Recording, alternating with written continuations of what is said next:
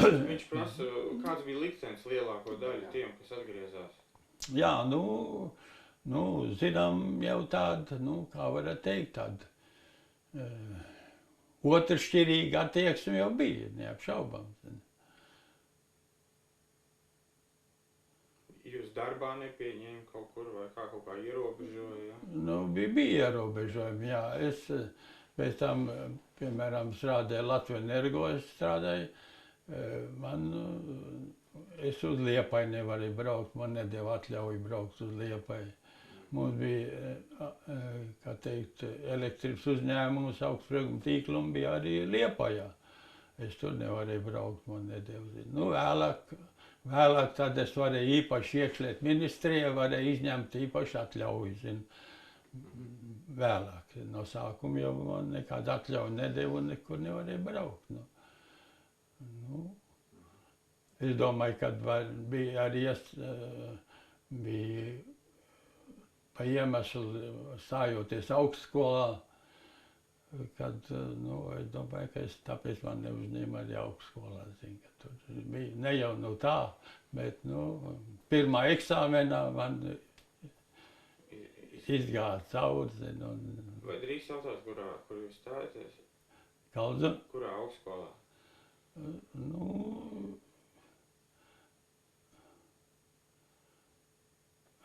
Universitātē. Latvijas universitātē? Jā. Un citi cilvēki, citi leģionāri, kādi likteni, kā jau, teiksim, bija kāds, kurš, teiksim, bija nošauts, teiksim, vai vēl aizsūtīts uz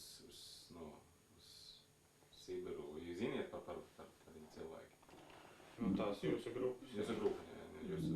Bija būs viens populārs, bija Sila Miķels, tas jau droši vien dzirdēt, viņš ir grāmatiņš, tur starāk arī tas bija sūtīts uz Sibīri. Virsnieki jau, es domāju, kad visi tie virsnieki bija. Tur bija cik tad tur bija 10 virsnieki, cik tur viņi bija. Es domāju, ka visi viņi bija tik izsūtīti. Vai nošauts kāds bija? Laikam nē.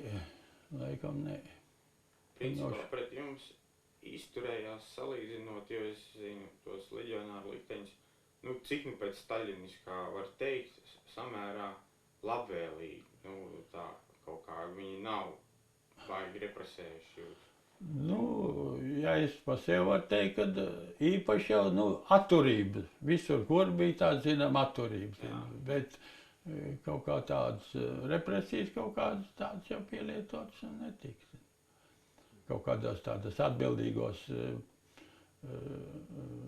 darbos jau, tā netiks. Jā. Varētu domāt, ka Staļinam bija tomēr kaut kāds līgums, ka viņš nerepresēs varbūt. Un vēl runa par situāciju Zviedrijā, vēlreiz tātad jūs bijat Zviedri no pusē gada apmēram. Tas bija diezgan ilgs laiks, un kā tam, jūs varat stāstīt, kad mainījies, teiksim, situācija Zviedrijā no jūnijā līdz 46. gadam. Kā Es domāju, kā sabiedrības vispār attieksme pret to visu, kā viņi mainījās pret to pusgadu, drusciņu vairāk, cik jūs bijāt Zviedrijā, kā vispār, teiksim, visu tā situācija, vai viņi mainījās, vai palika tādi, kādi bija? Es domāju, nekā, tas jau ir samērā īsts laiks, tomēr, kā mēs tur bijām, un, kur mēs bijām, tas slimnīcās bija diezgan ilgi laiks, ļoti laipni un ļoti saprotoši, un pārējo laiku jau bija nometnē, un nekāds saskara sabiedrības jau nebija. Tikai tie apsargi vai ko tur tie, un nekādas tērzēšanas nekas nenotika tāds.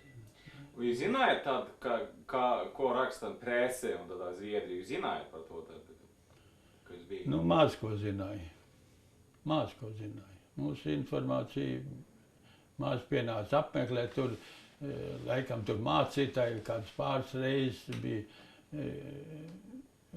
apmeklēšanas pielaists, bet saskaru ar ārpus nometnes, var teikt, ka nebija nekāda. Pa to laikam slimnīcā bija, pa to laiku tur ar to slimnīcu personālu, un arī tad to policiju, kur apsargāja, tāpat tas bija interesants. Tur galvenā tā sarunā Zviedriem, es varu teikt, ka man bija ar policistiem tie, kas tur apsargāja tais slimnīcās. Nu, ļoti interesants sarunas bija Nu, piemēram, par ko jūs runājat? Nu, jā, tas viens jau bija tāds, ko es jau minēju par to izsūtīšanu, un tā pa darbiem arī, jā, kā tur. Varbūt papauzīt tagad, jā. Zinām, tas mikrofons ir tuvu un līmenis ir zems. Okay. Viņš neņems. Labi, jā. Aha. Un kura valoda jūs runājat ar tiem policijas un zviedriem? Kura valoda? Nu, atcaulodā mēs runājam. Aha. Skaidrs. Un vēl, un kas bija tas starp jums, kas galvenais cilvēks, kas tas, tikai vadītājs jūsu grupās, tas? Nu,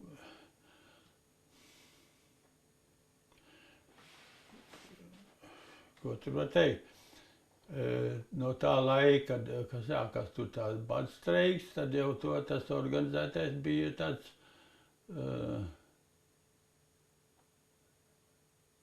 Eikfūs, bija tāds ārsts. Nu, tas uzturēja sakars tur ar atsevišķām grupām.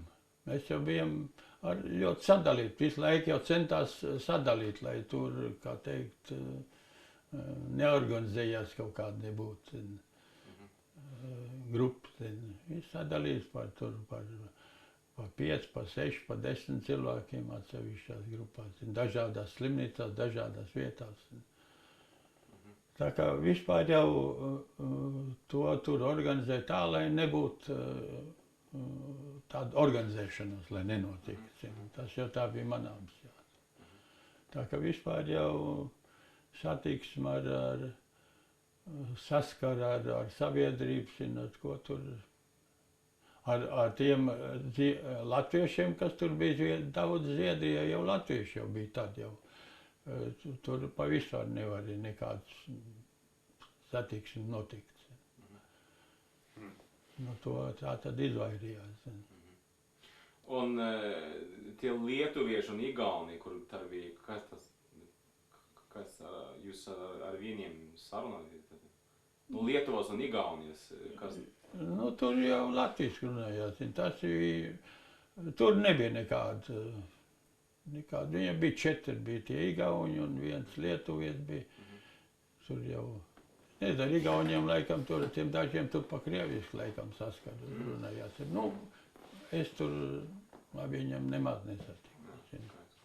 Man jau vispār, ja, es jau vēlreiz varu pateikt, jā, ka man jau šie cilvēki pa lielāko, nu, nevis pa lielāko daļu, bet vispār bija sveši. Man nebija nekāda līdz tam, ko tajā Bornholmā pievienojies klāt, un tad tur tāds, nu, kādu nedēļu laiki, kas tur bija, kamēr mēs nebijām vēl nometnē, vispār nebija tāda, nevienu nepazinu, varētu teikt pat. Tā kā tur tāda,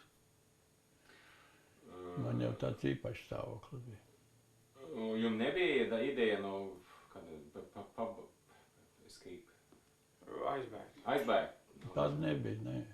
Tur pēc tam, tad, kad bija tajā īpašā nometnē, tad vienīgais bija tā, ka, nu, bet tā nebija. Neviens arī nemēģināja nekur, jau visiem jau uzskats bija, beigsies laiks, tad mēs būsim, nevienam neienāca prātā, kad būs tāds stāvoklis, kad, un tad, kad jau bija, nu, bija vēlāk, tur tā vienā nometnē, ka bija, tur jau bija rakts zem žoga bija eja rakta, zin. Jā, un? Un, nu, tur jau atkal kāds pateica, kāds pačukstīja, ka tas tā notiek vienā brīdī, un klāt bija, un likvidēja to. Un tagad, šodien, kad jūs domājat par to, kāpēc Zviedri taisīja, kā taisīja, nu, tāda, kāpēc viņi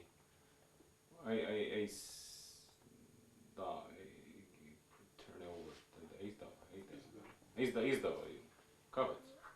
Iemesls, kāpēc viņi jūs izdeva, jūs jau teicāt, bet tā vēlreiz atkārtot, kā jūs domājat. Vienīgais, ko var saprast, ir, attiecības, Zviedru valdības attiecība ar Padomju Savienības valdību, kad, kā varētu teikt, draudzīgas attiecības. Un, šī tirdzniecība. Par to jau tūlīt tas teica, ka to tirdzniecības tad pārtrauc šito līgumu, ja viņi tā nebūs.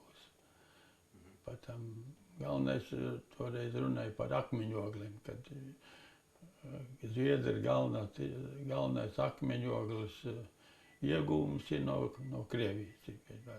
Ka tas tagad pārtrauc, tad ir slikti. Tā tur teica, šik tur. Jūs gribat pateikt, ka izdeva par naudām, tā sakot? Burtiski runājot, tas sanāca, ka jūs pārdeva Zviedru valdību. Jā, tikai vairāk nekā teica, jā. Kaut gan tauta bija pret to varēja just. Jā, neapšaubām. Cilvēkiem nekāda, kāda iemesls būtu. Nebija nekāda iemesla nevienam kaut kā tur rīkoties pret. Acīm redzam, mēs tur visi negribējām, tad katrs saprat, nav nekāda iemesla tur īpaši kaut ko darīt pret to, ja cilvēks negrib. Kaut bija tā neizpratne, kā es teicu, kā tā jūs negribat braukt mājās, ka tur fašisti visi jau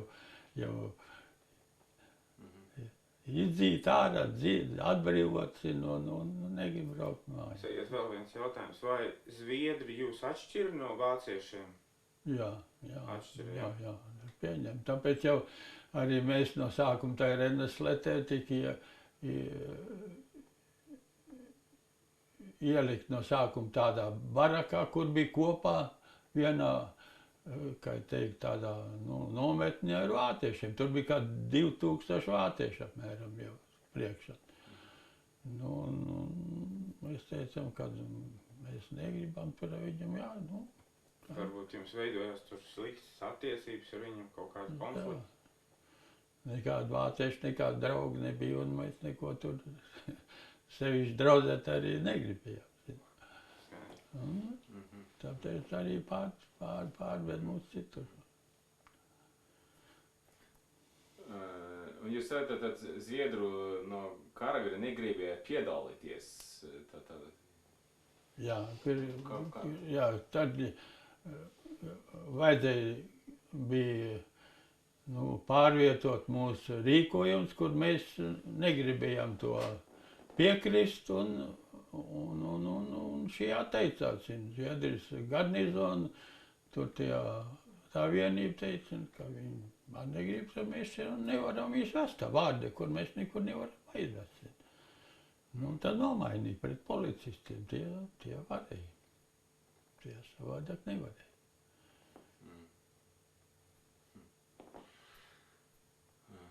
Jūs vēl gribat vēl kaut ko pateikt, vispār? Kaut ko paziņot, teiksim.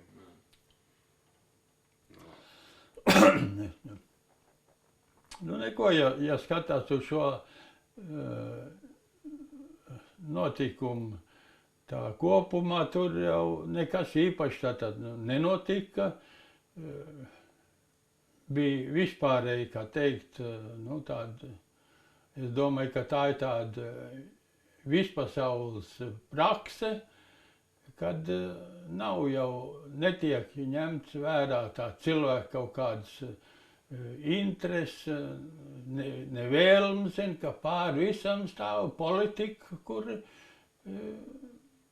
jārealizē politika. Un tā bija Zviedru valdības politika, nenaidoties tur Krieviem un